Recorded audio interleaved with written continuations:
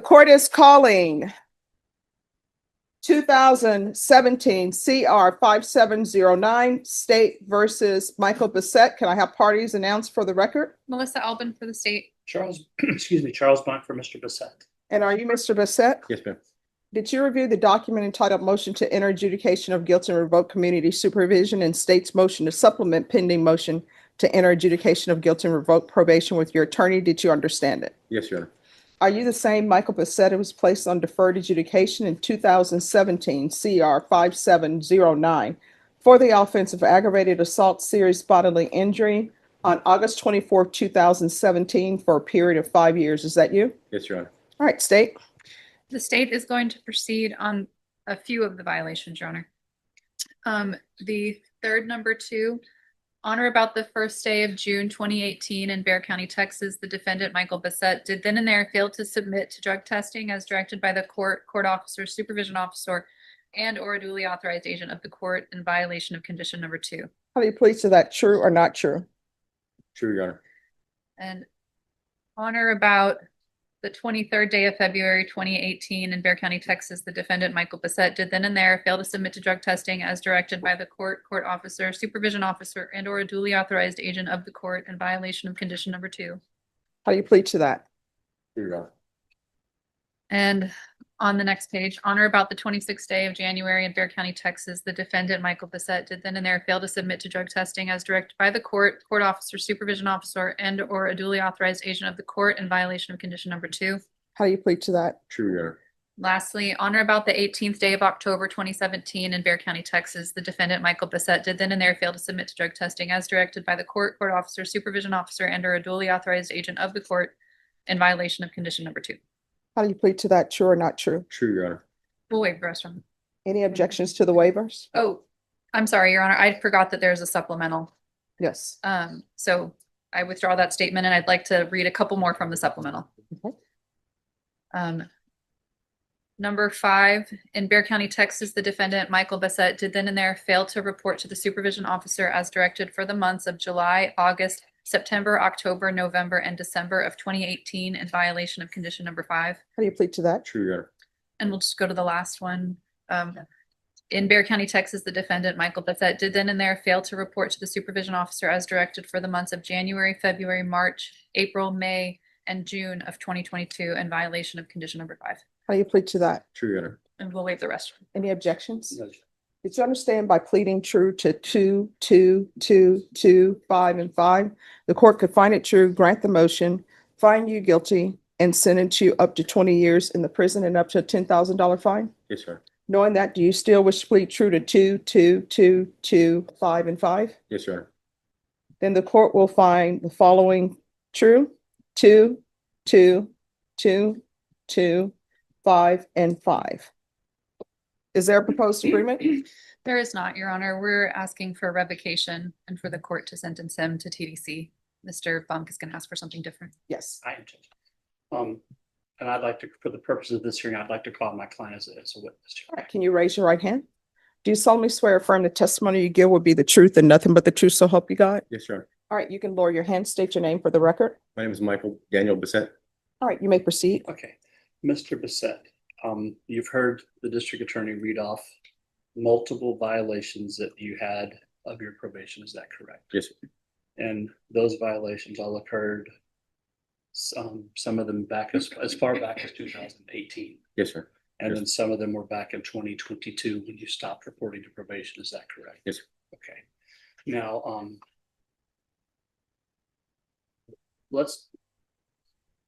you actually stopped reporting to probation prior to 2022. That's, I don't want to mislead the court.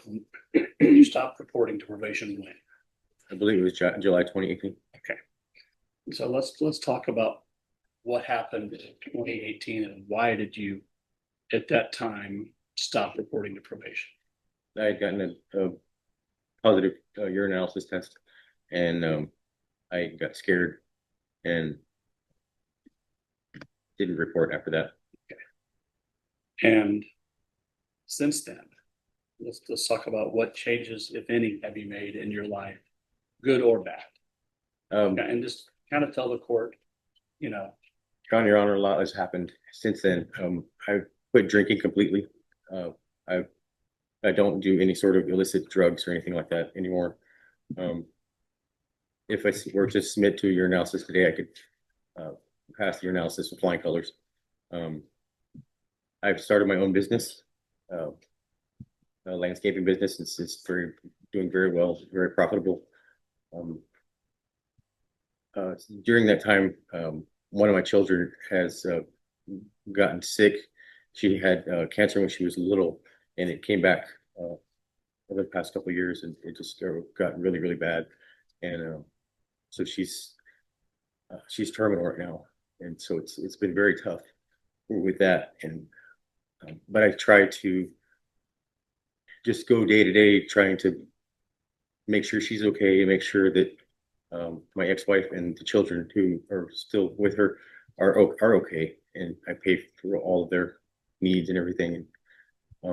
I'd like to think of myself as a pillar of the community. I try to help my fellow man boost himself up and not bring anybody down. I do free jobs for people that need them. I believe that if I was to remain in the community, that I can continue this effort to help everybody else around me as well, in turn lifting myself up. I think that's a positivity for everybody, and I'm very, very proud of myself for that. And you and I have discussed, kind of when it comes to probation, the one thing that's easy for everyone to do is just to show up. I mean, it doesn't cost anything to show up. Yes. And you stopped. Yes. And as I understand it, the reason you stopped was because you knew you were going, at that time, you were going to be dirty, and you were afraid you were going to get arrested. Yes. Okay. That's correct. And the pandemic happened, and just one day turned into the next day, and turned the next day, and just now you have no excuse. I have no excuse for that. and you're not here today to make Absolutely. excuses. You've come and you've told them. La primera fila, la tercera fila, first row, second chair.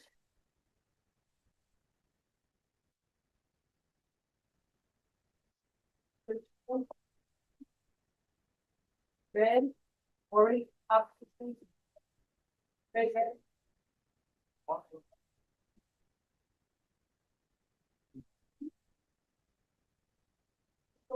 Keep moving, orange, orange. All right, you may continue. Thank you, Judge. And when you and I met, I guess it was several weeks ago, Make sure there's an teacher. we discussed that, the judge, of course, she's been in the business, if you will, for many, many years. Yes, sir. She's heard, I don't want to say a sob story. Navarro? She's heard this type of thing a lot. And she has to be able to make a decision on whether or not you're being honest with her and truthful with her. Now, you mentioned that if you were to take a UA today, Yes. you'd be clean. Yes, I would. And I think that's important. And how is it that, at what point in your life did you realize that you had to turn your life around? And what was it that kind of helped you? What was the impetus to that? When I realized that I needed to fix this and not look over my shoulder anymore, for not just for myself, but for my children, my family, for my personal well-being, and accountability, most of all. I served in the military for 7 years in the Army and in the Navy. I served overseas, and during that time, honor, courage, and commitment, and those are big things that I think they're a big part of my life. And I can't call myself honorable if I don't take care of this like I'm supposed to. And I have to have the courage to do it and the commitment to stand by it. The judge was, she has lots of things. She could, the first thing, obviously, she can tell you, I appreciate your honesty, but you blew it. Yes, sir. And she could easily just have you go where they came from. Yes, sir. Dress you in one of those fancy outfits and take you to jail, send you to prison. She could give you the chance to perhaps get back on probation, take the drug test, prove to her that you are this person that you say you are. Yes, sir. There's lots of things she could do. If she gave you those chances, would you welcome that opportunity and prove to her that you are this changed person? Yes, sir, I would. I put myself at the mercy of the court. Is there anything else? The letter we gave to her, who was that letter? From my wife. And is she present here today? Is Yes, sir, she's. there anything else you'd like to tell her? I'm ready to face this like I should have done a long time ago. As I said, I put myself at the mercy of the court and the mercy of you, Judge. Thank you for hearing me out. That's all I have, Judge. And if you have any questions, we certainly don't object. And certainly, and of course, the Yes. state as well. I'm sorry. May I? Yes. Mr. Bissett, I have a few questions for you. Yes. You said that you have a child that's sick. I'm very sorry to hear that. How old is that child? She's now 18. 18. And so does she live with you? She lives with my ex-wife. Okay. And where does your ex-wife live? Here in San Antonio. Okay. So are you involved, I guess, in her care and 100%. and her doctor's appointments and all those things? Yes. Okay. And does your ex-wife, is she employed? Yes, she has a cleaning business. Okay, so she is able to earn money and support your children. She does, but not enough to pay for all the bills. My veteran money goes towards all of that. Okay. Is there health insurance that's involved in Yes, the care? TRICARE. Okay. And now you mentioned your military service. Yes. Were you honorably discharged? Yes, or- I was. So, I mean, I'm very sorry to hear about that, obviously. But where have you been for the last Here in San several Antonio. years? You've just been in San Antonio. Yes, ma'am. And it never entered your mind to turn yourself in, 2 years after you stopped reporting, 3 years after you stopped reporting, It 4 did. years after Every you day. stopped reporting? Every day did I was scared. I didn't want to go back to jail because everything that was going on. And Would you have been dirty during those times? No. So when did you get clean? About 6 months after I stopped reporting. When I found out my daughter was sick, I stopped everything. It stopped my life dead in its tracks. Quit. I had no.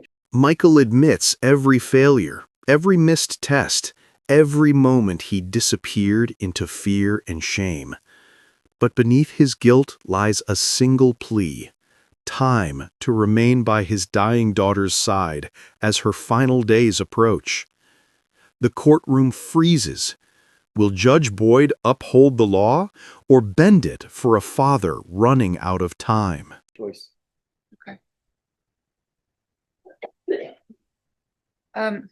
Obviously you have a criminal history. Yes. So I know that the court is going to be interested to know about that. You're on probation currently for aggravated assault causing serious bodily injury, which you pled guilty to. And when that happened, you had already been convicted of family violence Yes, sir. 3 times? Yes, Is that fair? Okay. Do you recall being on probation for an assault family in 2006 and then your probation was revoked? yes. Okay. And it was revoked because you picked up another assault family and then you got convicted on that one as well? I believe that's what happened. I'm not sure. It was Okay. a long time ago. You were sentenced on the same day for them, which is why it looks like that. And the offense date on the second one is while you were on probation for the first one. And then you also had a subsequent assault causing bodily injury to a family member that was filed as a felony in 2014, but wound up getting pled down to a misdemeanor. Do you remember that? Okay. And so you were convicted of that in 2016, and then that leads us to the offense that you're here for today. So, what has changed in your life? Obviously, you have a history of a propensity for violence, and you're saying that's not true anymore. No. So what has changed in your life that has gotten that out of your system? My children are watching. They're watching me. And I can't be that same person. I'm not the same person. Besides your 18-year-old, how many other kids do you have? I have eight in total, accounting stepchildren. They range in age from 20 down to 12. 20 to 12? Yeah. 12 is the youngest? So all of these children have, minus the offenses that occurred in the early 2000s, all of these children have been alive while you were committing these other offenses. I didn't know my stepchildren at the time, but yes, they were alive. Nothing further on it. Any follow-up? And I have questions. So you were placed on probation before my time, because this is from 2017. I see in the stipulations as a part of the plea, there was to be restitution to the complainant. Does anybody know if there was actual restitution ordered and whether that restitution was paid? To Mr. Hearn? Yes. Mr. I don't believe he ever showed up to claim restitution. He was. I have no idea. I have no idea. I don't believe so. Ms. Abrams, do you know whether or not there was restitution due for the complainant, Mr. Hearn?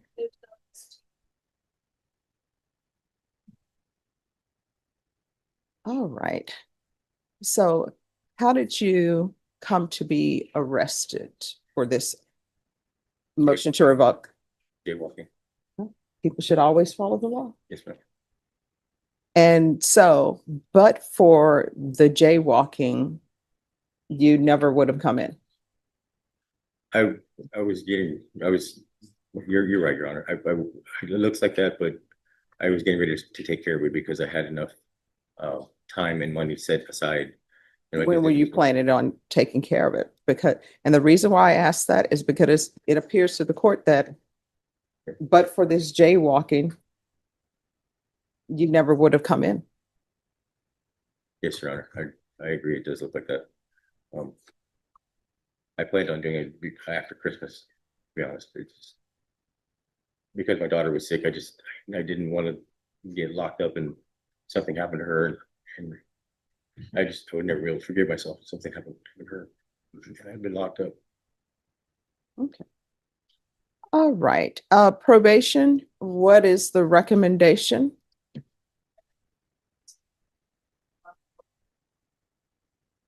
All right. Any objections to the court reviewing the court summary? Okay. Thank you.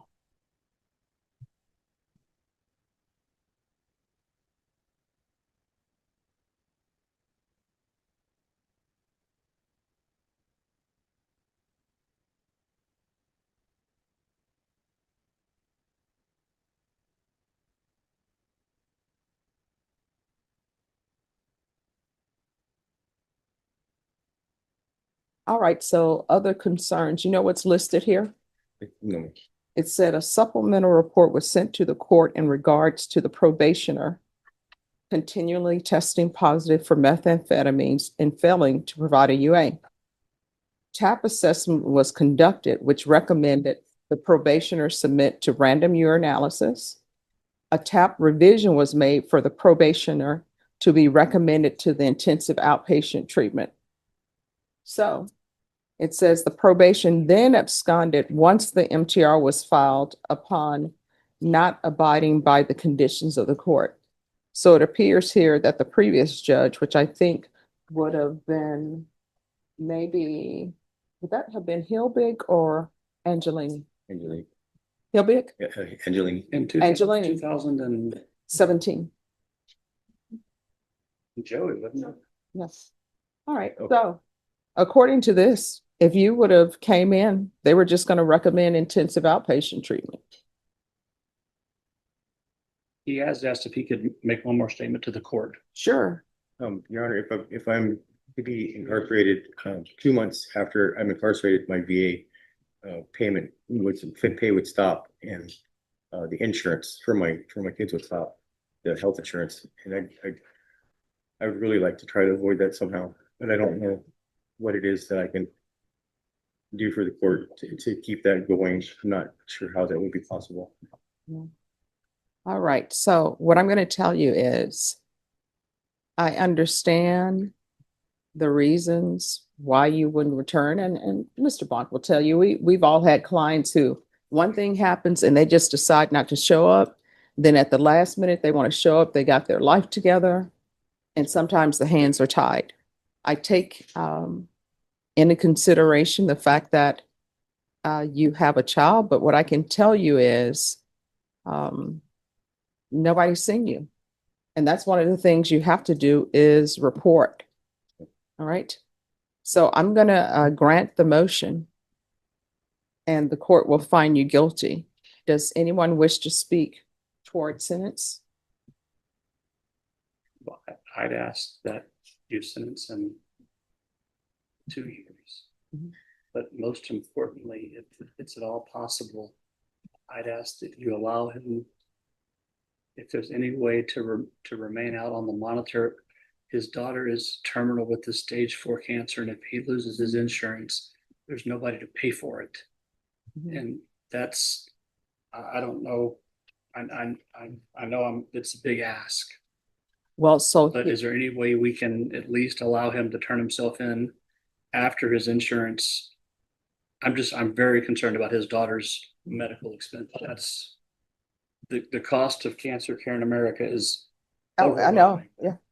And if that insurance is not available for this poor girl's, there's nobody to pay for the hospice or anything else. So I'm asking for 2 years, which is the minimum, and he understands that's a possibility. But if my bigger concern right now is this 2-month period. So if there's anything we can do, if you want him to report to this court in person every week or every other day or every day, I'd be willing to do that. he'll come to court every day. Anything we can do to appease the court in the interim, I'm just asking the court for that State. on his behalf. I understand the ask. I haven't seen any medical records, but I don't think that they would lie about this. So I'm fine with that if the court's fine with that. Well, the laws have changed. And let me just tell you how the laws have changed. The laws have changed that if somebody's only option is prison, then I have to take them into custody to go to prison. However, if there is no objection to the court finding violation of conditions 2, 2, 2, 2, 5, and 5 true, and rescinding the finding of guilt and thinking about what the court will do in sentencing him at a later date, then the court can do that. That would be fine with us if we could put him on monitor in the meantime. All right, so the record is clear. Both parties have given the court something to consider in deciding on whether or not the defendant should be revoked or not. And you have given me something in addition to what the court already was informed of. So would there be any objections to the court finding violations 2, 2, 2, 2, 5, and 5 true, and thinking about what an appropriate sentence would be? No, Your Honor. No, Judge. And so the record is clear, and it is clear for the legislatures that because the court, without objection, is not finding the defendant guilty, then there are options. The court could deny the motion and terminate the defendant unsatisfactorily, or the court could sentence him to prison. So with that being said, the court is going to take under advisement both parties' recommendations, but I am going to require that he be on GPS, and we will set this for the court to make its decision in the new year. Yes, Your Honor. So if I'm still here, I'll make that decision. If I'm not here, somebody else may make the decision. You understand? Thank you, Your Honor. You're welcome. All right, Normie, can you give me a date, late January, please?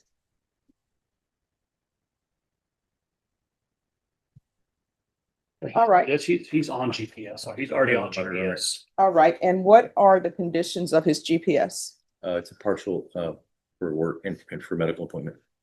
All right, so he's going to continue on GPS as a condition of bond for medical and employment only.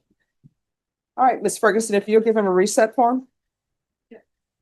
Thank you, Judge. You're Thank welcome. you, Your Honor. You're welcome. Here you are. Have a good day, Your Honor. You too. Have a seat, obviously.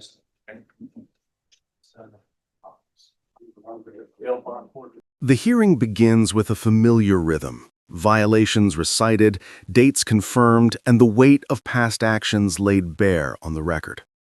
Michael Bett stands quietly as the prosecutor reviews his history. Missed drug tests, failures to report, a pattern of avoidance that now threatens to collapse the fragile stability he's rebuilt. Yet something shifts when Michael finally steps forward to speak. Gone is the defensive posture of a man making excuses. Instead, he carries the exhaustion of someone holding his world together by threads. He recounts the moment everything changed, his daughter's diagnosis, the slow decline, and the grim reality that her condition is now terminal. In that devastation, he found clarity. He stopped using, built a small business, and devoted himself entirely to caring for her.